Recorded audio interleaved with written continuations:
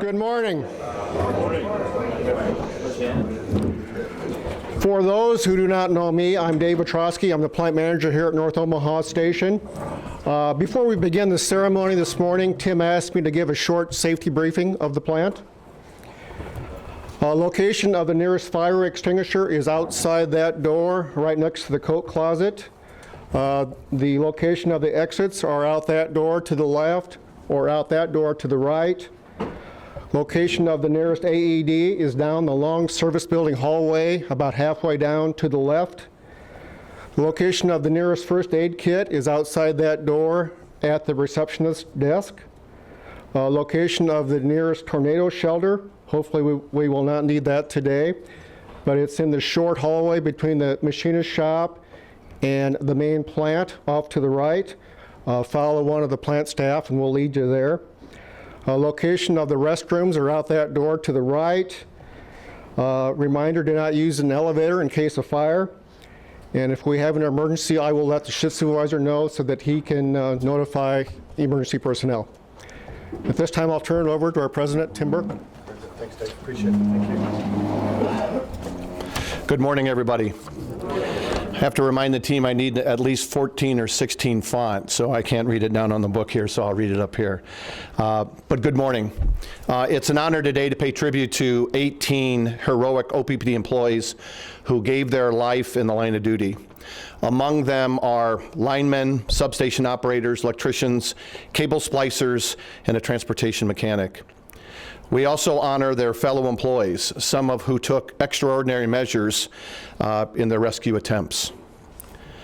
As we remember these men, we also think about the family members and friends whose lives forever changed the day those accidents occurred. These families remain an important and very valued part of the OPPD family. On behalf of OPPD's management team, the board of directors, and all the employees, we welcome you with open hearts. And we have some of the family members with us today that I'll introduce in a little bit. We are here today because a number of you have remained committed to keeping the memory of these men alive. Jackie Jensen, who's with us today, is a resource scheduler in our T&D operations group, developed the Day of Remembrance with her mentor John Thurber, division manager of finance. The two were paired together in an OPPD program called Career Connections in 2013 that cumulated with a service project of their choosing. Jackie's work with field employees triggered the idea, and they put it into action. And for the last 3 years, we have conducted the Day of Remembrance here at OPPD. The Day of Remembrance was first held at Energy Plaza, and last year it was held at the Syracuse Service Center. Today we hold this ceremony at the North Omaha Power Station, where a lot of behind-the-scenes work goes on to provide that reliable power for which we're known and we're respected for across the region. North Omaha Station is one of the many locations where we always have employees working, no matter the time of day or the weather outside. The same goes for many of our other power plants, peaking stations, service centers, energy control center, and even at Energy Plaza. OPPD is a 24/7 operation because more than 360,000 customers count on us and their livelihood every day. That includes homes, businesses, farms, and our 5,000 square mile service area. Working around electricity and in the environments that we are, around large equipment at our power plants can be dangerous work. We conduct a lot of training and we rely on our coworkers and our equipment to keep us safe. Whether you're a field employee, or you work in a power plant, or you work in an office, you do important work here at OPPD. And it's important to keep safety top of mind for our sake, for our family's sake, and for others who care about you. It's the reason why we do safety briefings at every one of our employee meetings. We always want safety to remain the highest priority. There are times when accidents do happen. Over the years, OPPD has not taken any of these incidents in vain. We have learned from each one of them, improved our policies, our procedures, and our practices.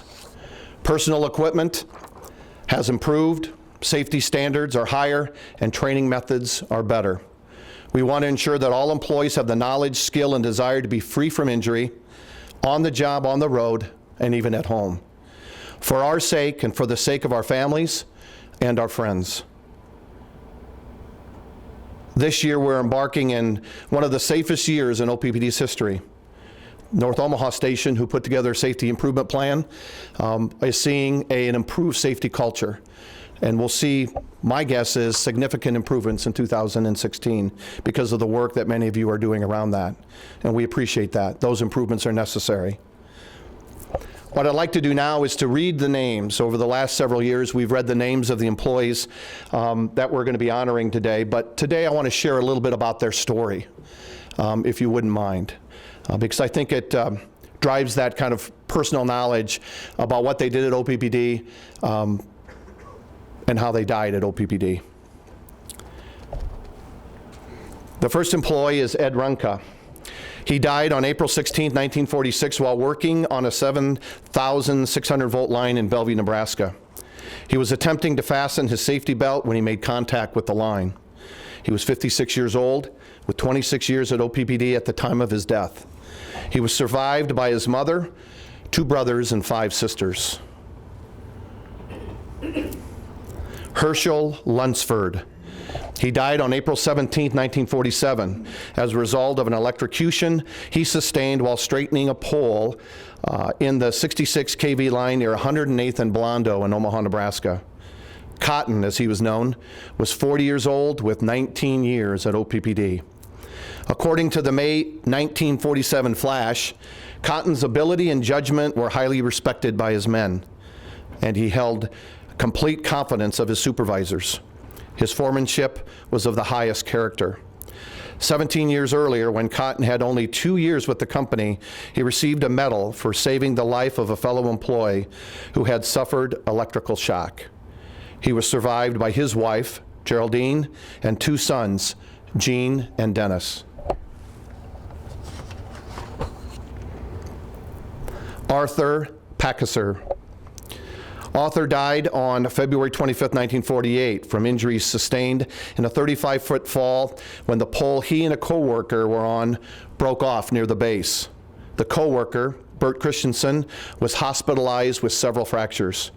They were working in Herman, Nebraska at that time. He was 49 years old at the time of his death. He was survived by his wife, Velma, daughters Constance and Laura Jean, and his son, Raymond.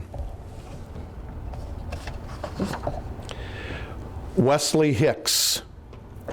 Wesley died on July 17, 1950, after making contact with a 13 kV line while working near 65th and Sprague in Omaha, Nebraska. He was 29 years old, with 5 years at OPPD at the time of his death. He was survived by his wife, Dorothy, and a child. Larry McGrew. Larry McGrew died on May 16, 1951, from injuries sustained from a fall while working on a pole near 59th and Military Avenue in Omaha, Nebraska. He was 35 years old at the time of his death. Utility work was in the blood of the McGrew boys, and his brother John worked as a lineman for Nebraska Power Company, OPPD's predecessor. Sadly, in the early 1940s, John also died while doing line work. And today, Bonnie and Don Dobbs are here representing Larry McGrew and Jimmy Dobbs. John Broderick. John died on June 22nd, 1953, after coming in contact with a 240-volt line in a substation near 18th and Grant in Omaha, Nebraska. He was 30 years old and had been with OPPD for 7 years at the time of his death. He was survived by his wife, Shirley Ann, 2 daughters, Peggy Ann and Jacqueline Kay, and a son, John Thomas. Argyle Harshberger. Argyle died on September 23, 1953, from injuries sustained from a fall while working on a pole near 68th and Mercy in Omaha. He was 33 years old and had been with OPPD for 7 years at the time of his death.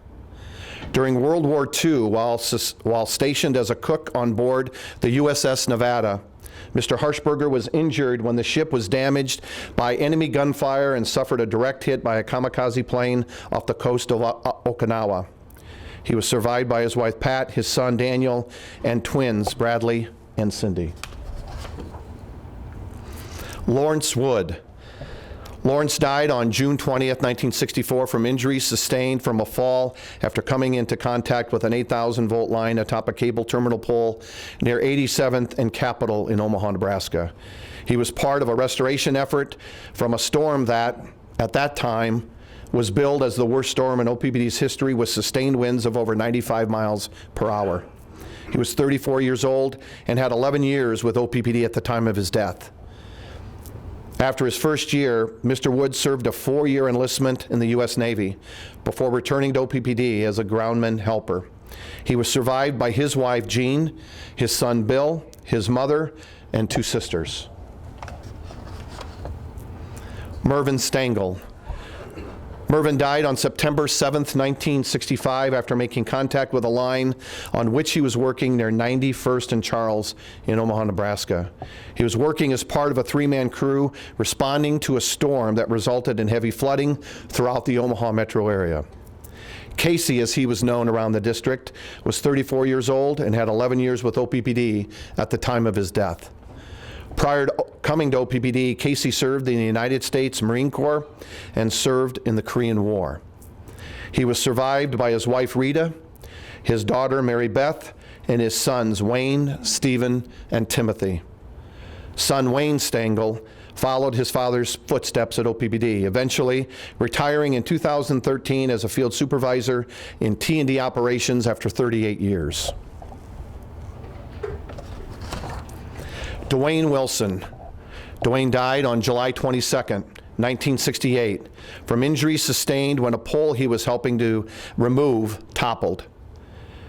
The crew was removing a line near 8th and Douglas in Omaha to prepare for dismantling the old Exarban Bridge. Dwayne was 26 years old and was an apprentice who had only been with OPPD for 13 months at the time of his death. He was survived by his wife, Beverly. Michael Toms.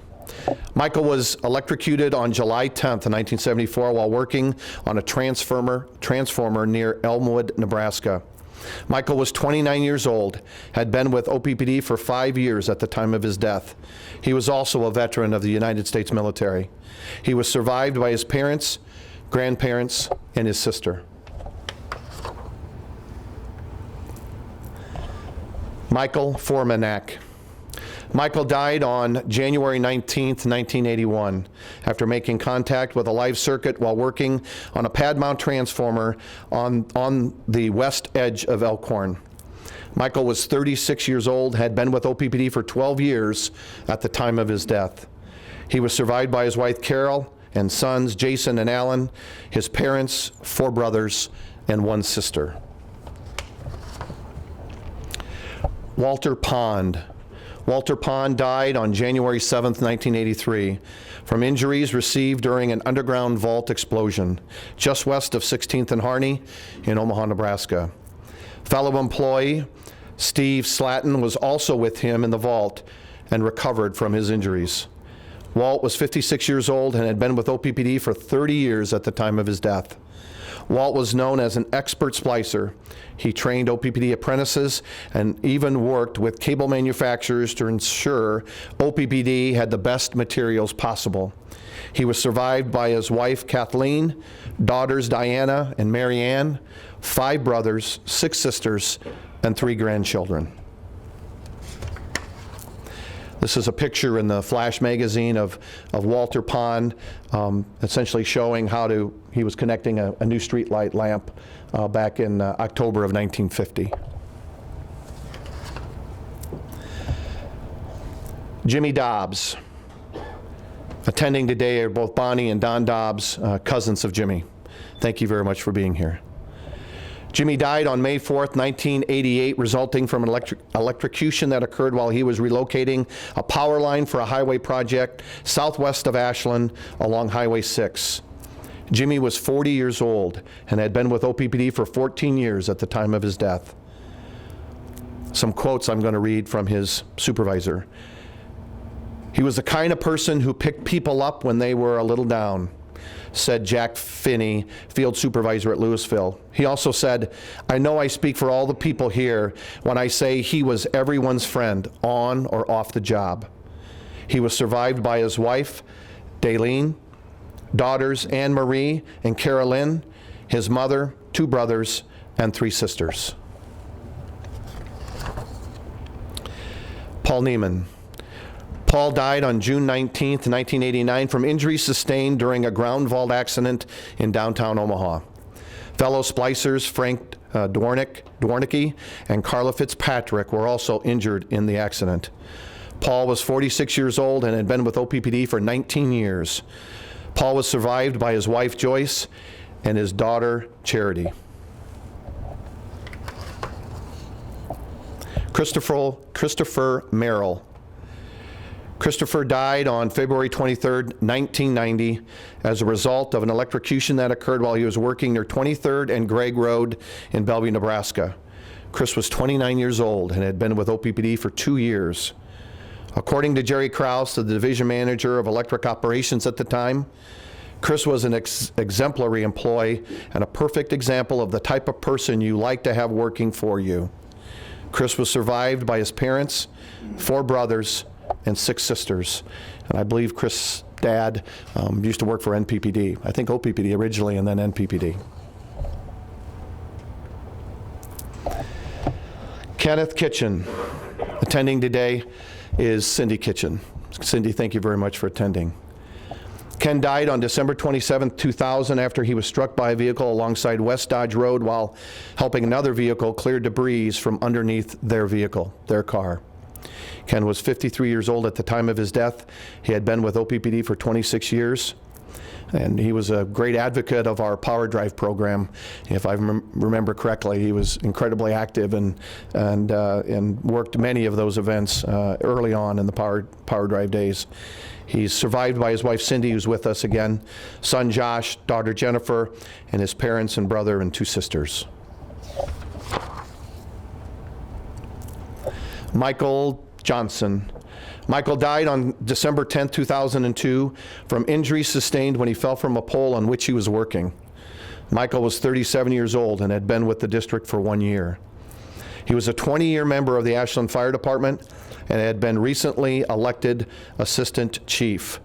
According to the fire chief, Rick Grauholtz, he was the kind of person that people like to follow. He did it in a way just by setting a good example. He was survived by his wife, Janine, son Paul, daughter Taylor, and his mother, brother, and sister. And I had the opportunity to meet all 3 of those at the time of his death and funeral.